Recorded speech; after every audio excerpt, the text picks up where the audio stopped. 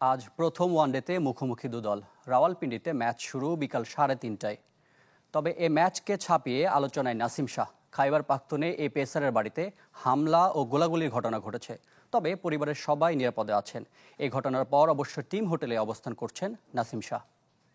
কুল perfume deodorant stick এর odour fighting formula দুর্গন্ধ দূর করে দেয় লং লাস্টিং ফ্রেশনেস 24 ঘন্টা পর্যন্ত। সোমবার রাত 1:45 খাইবার পাখতুনখোয়ার লোয়ারডিরে হঠাৎ আক্রান্ত একটি বাড়ি। এক বন্দুকধারী অতর্কিত হামলা চালায় বাড়ির মূল ফটকে। সামনে রাখা গাড়ি তাতে ক্ষতিগ্রস্ত হয়। তবে হতাহতের ঘটনা ঘটেনি। বাড়িটা পাকিস্তানি পেসার নাসিম শাহর বলেই নেট দুনিয়ায় ছড়িয়ে পড়ে দ্রুতই। গুরুত্ব পায় মূলধারার সংবাদ মাধ্যমগুলোতে। নাসিম শাহর বাবা আব্বাস শাহ একই দিনে মামলা দায়ের করেন।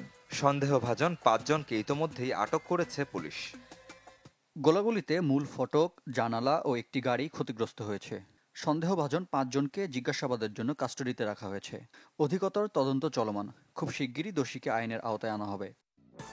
তবে ঠিক কী কারণে এমন ঘটনা ঘটেছে তা পরিষ্কার নয়। যদিও পুলিশ এবং স্থানীয়দের দাবি এটা কোনো সন্ত্রাসী হামলা নয়, নেপথ্যে কাজ করতে পারে জমি জমার বিরোধ। নিজ বাড়ি যখন এভাবে আক্রান্ত, তখন রাওয়ালপিন্ডিতে টিম হোটেলে অবস্থান করছিলেন নাসিম শাহ। শ্রীলঙ্কার বিপক্ষে ওয়ানডে সিরিজের স্কোয়াডে ফিরেছেন এই পেসার। এমন ঘটনায় তার পাশে দাঁড়িয়েছে পাকিস্তান ক্রিকেট বোর্ড। তবে দলে খুব একটা প্রভাব পড়েনি।